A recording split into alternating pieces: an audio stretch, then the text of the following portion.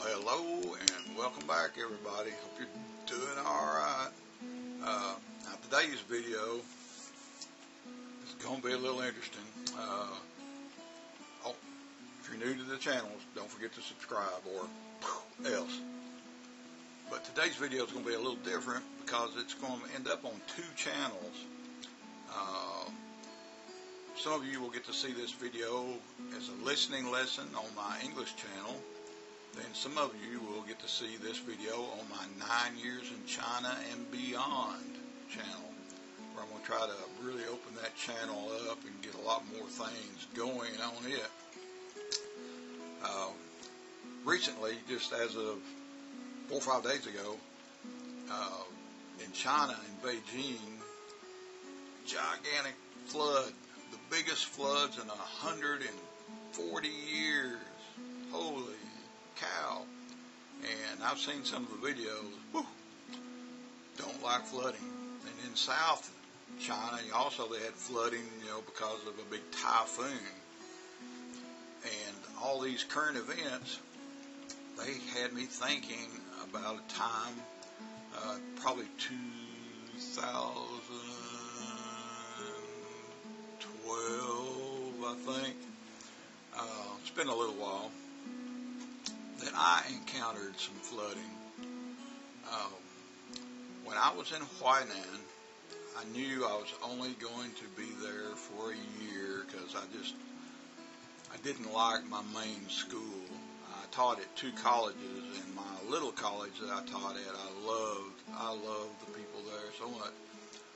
But anyhow, it was getting near the end of the school year, and I had to find another job. Which it's easy. Once you're in the system over there and you're doing okay, you can get a job as a teacher. Excuse me, I had a drink already. But as it got closer to the day to go, school just got over with, and now we needed. I had my girlfriend Mary with me, and we needed to find a way to get to Shangqiu Henan province. That was going to be my next school, so we were going to bebop across Anhui province, and just across the border in Henan is Shangqiu. So I'm going back again, kind of in my original stomping grounds. Nothing seemed that is very far from Fuyang. But anyhow, we decided that we would move by taxi. And that was pretty cool. I would always use the train, but when you got all your luggage, and I had a guitar and a bicycle, I did not want to lose my bicycle. We wanted to move, boom, in one mighty swoop. And so Mary made a deal with a taxi company that would take us to Shangqiu for. It was about 800 yen, no more than $140 or $50 American. And D-Day came, and it was time to move. We had everything packed, and it had been raining in Huainan, not heavy, but just rain, No big deal. It's just something you have to deal with, right? But we get loaded up in the taxi, and it's still raining. We're taking off. We got to go from Huainan through Shoshan and start going across Anhui province. No big deal, but it's still raining. Like I said, it's not raining heavy. It's not cats and dogs raining, but nevertheless, it's raining. And about 3 hours later, right around 3 hours later, we get into Henan province. That's the west part of Anhui. It's in the west. It's still raining. A little harder, but not terrible. Just rain. But we get into my city of Shangqiu, and they let us in through the gate to go to the office where that dealt with us foreigners was located. A place that I'd been many times in a couple of years. And so we go there and we announce our arrival, and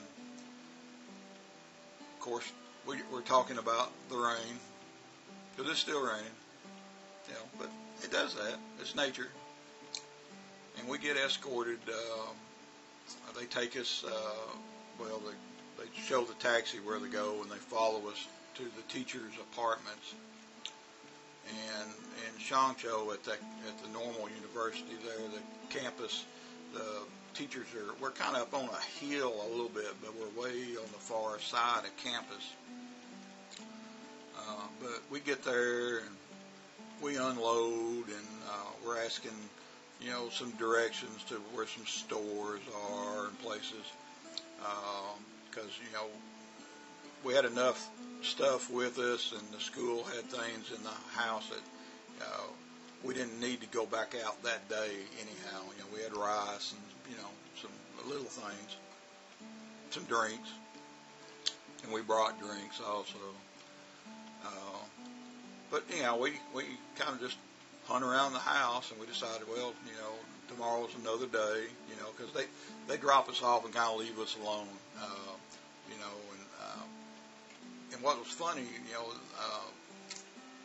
I was still using at that time, I still had a little Motorola telephone, and I later got a Nokia, because the buttons on the Motorola, all the paint had wore off of them. But they made sure that we got a new telephone number. They did that for us right away. And so anyhow, they left me and Mary alone, and we just kind of hung out that evening and said, well, we'll go back out, tomorrow. And rain, it keeps raining.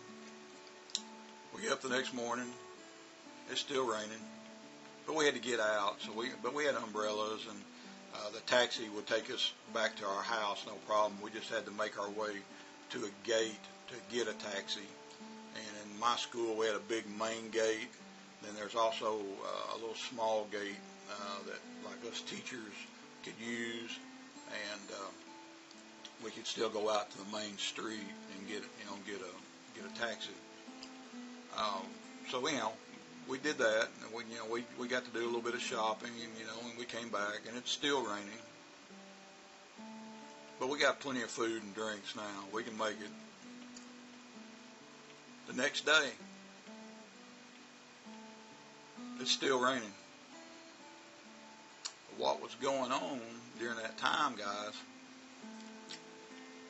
the main campus, when you get away from the teaching buildings, there are 4 little lakes. They're big giant ponds, but you can call them a little lake or big pond, whatever you want to call them. There's 4 of them. And during that time, the road that ran in between, there's like 2 on each side of the road, it had already flooded. All right, and so nobody could take that road any longer. It was underwater. And by the 4th day or the end of the 3rd day, it was pretty serious. And we got up, I think it was the 4th day. I wish I could remember exactly, but I remember it just rained and rained and rained. I think it stopped on the 4th day, or when we woke up on the 4th day, boom, it quit. But by then, folks, it was like Noah's Ark conditions out there. Water everywhere. But we want to get out and look around. I mean, we're at the new school, the new campus, and it's way before any students would show up. So we're out looking around, and back down the main road going toward the little lakes, there are some more teacher apartments. and they have tennis courts and volleyball courts and stuff like that, basketball. You know, you can get out there and have a little bit of fun, but it's still a little ways from us. But we get out there and we get near those teachers' apartments, and we see there's people running around everywhere wading the water. Now you understand this is a big campus, and you got this big flooded road area, and now all the ponds, the little lakes, had flooded over. Everything was outside its banks, and now the whole world where we were was one big gigantic lake flooding. But yeah, we're watching these people, they're running around out there wading and playing in the water, and you go, oh, that's cool, you know, it's summertime and they're out playing in the water. But I got to looking, a bunch of them were carrying nets in their hands. What in the world? You look over to where the volleyball courts are, and you see the kids and the adults, and they're running around with nets in their hands. Those little lakes were full of fish. And now fish were swimming all over the school campus. If there was water, there were fish swimming. And we're talking about catfish and all kinds of Chinese catfish, eels. They got these eels that a lot of people eat. They're swimming around everywhere. But we get the biggest thrill watching these people. I mean, they're running around. They got the nets, and they're scooping up, trying to catch these fish. And it was funny. And it stayed like that, people. The water never went down for weeks. I don't know how many fish got caught out of that deal. But when all that flooded, there was no place for it to go. The campus was not equipped for that to happen. So water had to just dissipate naturally. So I remember for several weeks that me and Mary would take my bicycle out, and we would just take the bicycle through the water just to get out and play. But to go to the main gate, we had to take a different route just to get out to the main gate. And right before school, about 2 weeks before school, the water had dissipated, and the lakes now contain the water. The road, it wasn't totally dry yet.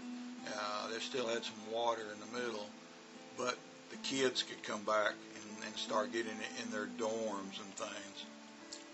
But anyhow, I wanted to tell that story because you got to use your imagination just a little bit and think about watching all these people, kids and adults. There's no way for them to play basketball or volleyball, so the only thing they had to do was go fish. But they're fishing just yards from their house, you know. So anyhow, that brought memories back, all this flooding in Beijing, and I thought about that, and I said, well, that's a story to be told. And if you're listening on the English channel, listen. I hope you're listening to me without the subtitles. Then you go back and listen and watch the captions or the subtitles.